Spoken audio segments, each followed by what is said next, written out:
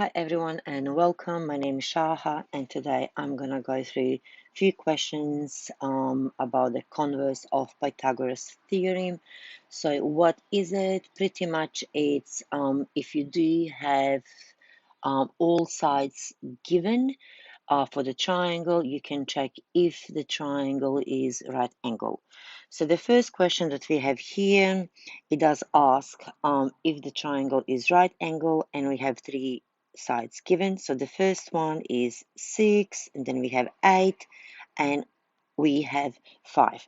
Now, according to Pythagoras theorem, so we do know that the sum of two shorter sides squared should be equal the longest one squared. So let's have a look. The two shorter sides are 5 and 6. So which means we're going to go like this. 5 to the power of 2 plus 6 to the power of 2. And we know that the sum of those two shorter sides to the power of 2 has to be the same as the square of the longer side. Let's first calculate the shorter side. So 5 to the power of 2 is 25 plus 6 to the power of 2 is 36, and all this together is going to give us 61. So now let's have a look about the longest side, which is 8 in this case. 8 to the power of 2 is equal to 64. 8 times 8 is 64. Now, therefore, what can we conclude? So obviously, 61 is not equal to 64. So we can say, therefore, 5, okay, let's go different color, can't even see. You can say 5 to the power of 2 plus 6 to the power of 2 is not equal to 8 to the power of 2. And then we can conclude and we can say hence the triangle is not right angled. Okay, it's not right angled. Okay, let's have a look at the next question. So the next one is asking us, is the triangle right angle? Again, the same thing, but now we do have a picture. So, and we do know that across the right angle triangle, we always have the longest side, which, by the way, is called hypotenuse. Hypotenuse. Right? So, and again, we're going to use the theorem that actually says that the longest one, in this case is 9 to the power of 2, is equal to the sum of the other shorter sides to the power of 2. So let's have a look at that, and I want to change the color. So 9 to the power of 2 is 9 to the power of 2 is 81, is equal to 5 to the power of 2, 25, plus 8 to the power of 2 is 64. I'm going to go back to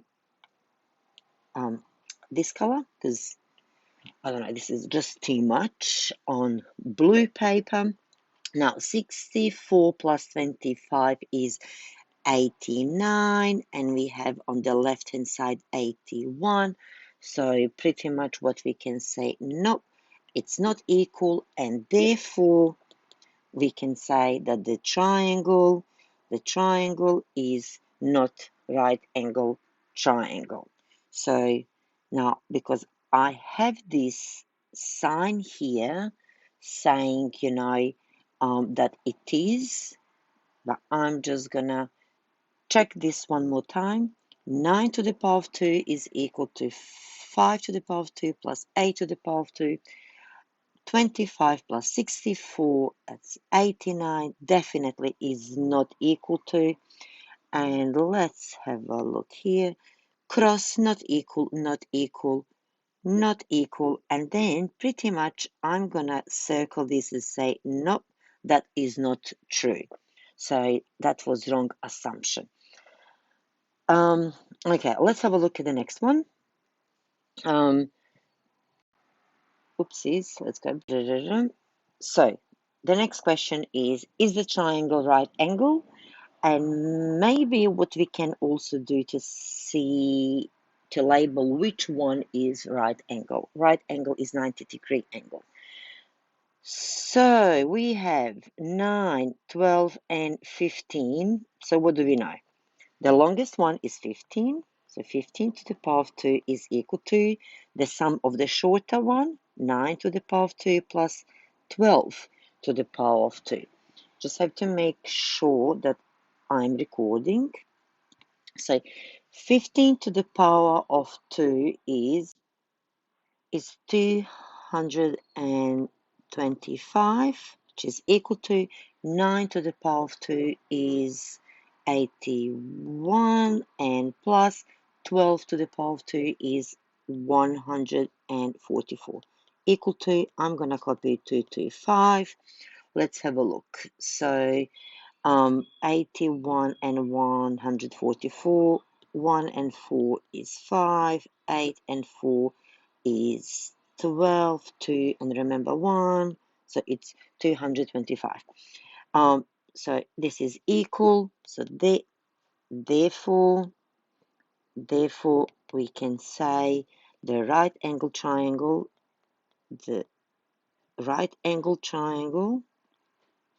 and say just a second, so the triangle is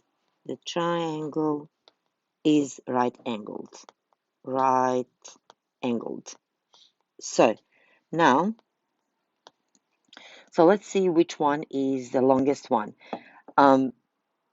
We know that the hypotenuse is always across the right angle triangle. So 15 is hypotenuse in this case. So across this one, we do have right angle triangle.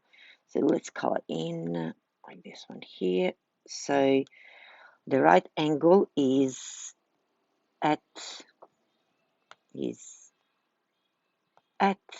angle A. Okay.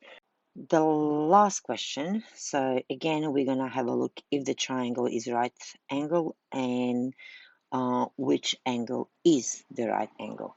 So as you can see, I have circled the two shorter sides. You can use calculator to find which one is shorter and which one is the longest one. There are different ways of calculating, but I'm not going to go through that now. Let's go to the theorem.